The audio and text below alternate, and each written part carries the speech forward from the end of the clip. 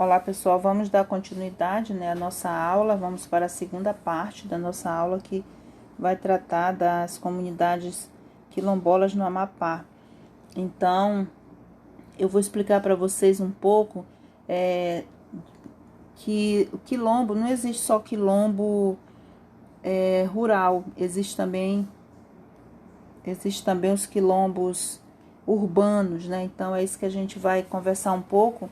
E aí depois eu vou trazer alguns dados, do IBGE, dados de 2019, para que vocês possam conhecer esses quilombos, entender, como é que estão a questão estatística do quilombo no Amapá, principalmente. Então, para iniciar, a gente vai verificar aqui o conceito de quilombo, que a gente já conhece, e aí o conceito de quilombo ele vai incorporar as comunidades quilombolas que vão ocupar áreas urbanas, ultrapassando a ideia de que essas se restringem ao meio rural. Então, a gente observa que aqui no Amapá nós temos 2 quilombos urbanos. É o quilombo lá quilombo do Curiaú e o quilombo da Lagoa dos Índios, São 2 quilombos que a gente tem aqui no estado, que são quilombos urbanos. Diferentemente dos quilombos de resistência, à escravatura ou de rompimento com o regime dominante, como de Palmares, por exemplo, que é um dos quilombos mais que resistiu, não é à toa que ele tem todo esse reconhecimento, e que está localizado distante da sede de províncias, com visão estratégica, para se proteger das invasões e adeptos da coroa, existiram os chamados quilombos urbanos. Esses quilombos eles se localizavam bem próximo das cidades, com casas de pau, assim como a que a gente viu logo no início na capa da nossa aula, e de pau a pique, construídas com barro e pequenos troncos de árvores. Então, esses quilombos, por que eles se localizaram próximo às cidades? Porque eram pessoas que eles não eram negros que fugiam, em busca de liberdade, mas e de um pedaço de terra para produzir, mas eles eram negros que já tinham sido alforriados, então eles transitavam, iam e voltavam. Então, por isso que esses quilombos vão se localizar próximo à cidade. Então, nesses quilombos, eles se preocupavam em plantar, Eles abriam clareiras na mata, as casas eram rodeadas pela criação de cabras, galinhas, porcos e animais de estimação. Então, eles viviam já cuidando, desses animais, que serviu também para sua alimentação e para sua comercialização. O número de comunidades quilombolas no Brasil, ele é bastante elevado, mas ainda não existe um levantamento extensivo. A gente vai observar aqui, de acordo com algumas pesquisas, que o número é bastante alto, É um número considerável de quilombos. Sabe-se que há quilombos em quase todos os estados da federação, mas não se tem conhecimento de existirem no Acre e em Roraima. Então, nesses 2 lugares, 2 estados, eu pesquisei, peguei os dados do IBGE, que são os últimos dados de 2019, mas não aparece, Então, são dos 2 estados onde não se tem registro de quilombos. Segundo dados da SECADI e MEC, os estados com maior número de quilombos são Maranhão, com 318, aí depois vem a Bahia, com 308, Minas Gerais, com 115, Pernambuco, com 93, e o Pará, com 85, e Macapá, com 6, Na verdade, Quando eu coloco aí esses 6 é porque são quilombos titulados, né? Mas quando se trata de comunidade são 40, né? O número ele vai aumentar. Só para que vocês possam compreender, porque mais lá na frente eu vou trazer esse número de 40 comunidades quilombolas. Então, aqui a gente está falando de quilombo titulado, tá? Então, são 6 quilombos titulados. No entanto, é válido esclarecer que em alguns estados, como Maranhão, foram registradas mais de 400 comunidades, né? No levantamento realizado em 1988 pelo projeto Vida de Negro, do Centro de Cultura Negra do Maranhão. Aqui no Amapá, aí eu vou trazer aqui alguns dados, né, para a gente ver quantos quilombos a gente tem por estado. Então, nós temos comunidades indígenas, né? Tem aqui o percentual, mas eu vou tratar só lá dos quilombos. Então, no Brasil, nós temos 1.674 quilombos. No norte, nós temos 123, aí em Rondônia, né? Agora por estado. Rondônia, nós temos 6 quilombos. No Acre, nenhum. No Amazonas, nós temos 10. Em Roraima, nós não temos. No Pará, nós temos 65. No Amapá, nós temos 11, né? E em Tocantins, nós temos 31. Então, vamos lá. Aí nós vamos verificar os municípios com localidades indígenas e quilombolas estimadas segundo grandes regiões e unidades da federação. Então, nós temos aqui no Maranhão 108, né? Isso aqui já é município. Nós temos no Piauí com 73, no Ceará com 65, Rio Grande do Norte 40, Paraíba 54, Pernambuco 110, Alagoas 56, Sergipe 51 e Bahia 254.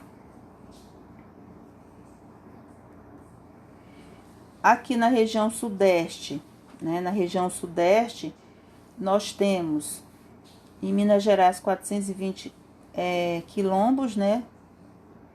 Municípios com localidades quilombolas. No Espírito Santo nós temos 28. No Rio de Janeiro nós temos 36 e em São Paulo nós temos 30. Aí para vocês observarem, até para desmistificar, né, a questão de achar que no Sudeste não tem e no Sul não tem quilombo. Pois tem, viu? Aqui no Sul nós temos os municípios com localidades quilombolas. Nós temos o Paraná com 29, Santa Catarina com 24 e Rio Grande do Sul com 83. Na região centro-oeste nós temos municípios com localidades quilombolas. Mato Grosso do Sul nós temos 18, Mato Grosso nós temos 17, Goiás nós temos 54 e no Distrito Federal nós temos apenas 1, tá? Esse censo é um censo do IBGE, que deveria ter sido divulgado os dados agora em 2020, mas como não foi possível, né, não vai ser divulgado o ano que vem, tá? Mas aí, como eu conheço o rapaz lá do IBGE, ele me disponibilizou esses dados. Então, o estado do Amapá, ele está entre os 4 estados do Brasil que possuem comunidades de remanescentes quilombolas certificadas pela Fundação Palmares. Então, o que nós observamos? A Fundação Palmares, ela vem, né? A comunidade, ela quer que o seu território seja titulado. Então, é feito um ofício, um documento para a Fundação Palmares, é ela que certifica. A Fundação Palmares vem aqui, olha, traz uma antropóloga, ela vai fazer todo o estudo do território, vai medir. Depois esse documento, esses dados são analisados, né, pela Fundação Palmares e posteriormente a Fundação Palmares vai certificar esse território, né? E quem vai posteriormente dar o título é o INCRA. Então a gente observa que entre as 40 comunidades com certificado, né, de registro de quilombo, somente 5 possuem titulação emitida pelo INCRA, né? Então, vamos ver quais são essas comunidades. Aí nós temos, isso mostra porque tem muita comunidade certificada, mas o INCRA ele demora, né, para emitir essa titulação, né? Então, o que deveria ser um órgão aliado com o programa Terra Legal, ele acaba se tornando, né, tornando a regulamentação fundiária um processo mais lento e distante. Então, é uma morosidade muito grande, né, para que os quilombos sejam titulados. Nesse sentido, é importante a gente destacar que 40 comunidades de remanescentes quilombolas no estado do Amapá, dessas 40, somente 5 possuem o título definitivo de seu território.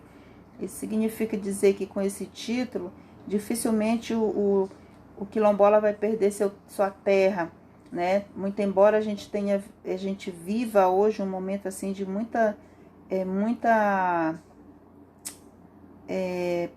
muito cuidado, né? Um olhar muito mais aguçado, porque a todo momento a gente está sofrendo um golpe do governo federal, né, que avança na destruição das terras, porque a gente sabe que são acordos, né, que são feitos, e infelizmente nós temos um presidente que não respeita, né, esses documentos, né, não respeita a cultura, não respeita o povo, né, que está habitando naquele lugar.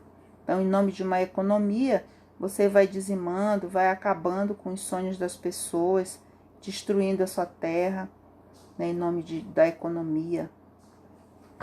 Então, enquanto que a maioria está há mais de 10 anos aguardando a titulação e possui somente a certificação de remanescentes quilombolas, né, como eu falei para vocês. Eles têm um certificado, porque o certificado é emitido pela Fundação Palmares, mas aí quando chega no momento que é para eles terem o seu título definitivo, eles ficam aguardando, porque vai depender do INCRA, né, para poder liberar essa titulação ou não. Aí aqui eu trago uma tabela, essa tabela vai mostrar aqui os quilombos que já são titulados, né, ou em fase de titulação. Aí nós temos aqui o quilombo do Curiaú. Ele foi titulado em 1999, ele é o primeiro, não, ele não é, ele é o primeiro quilombo, né, a ser certificado.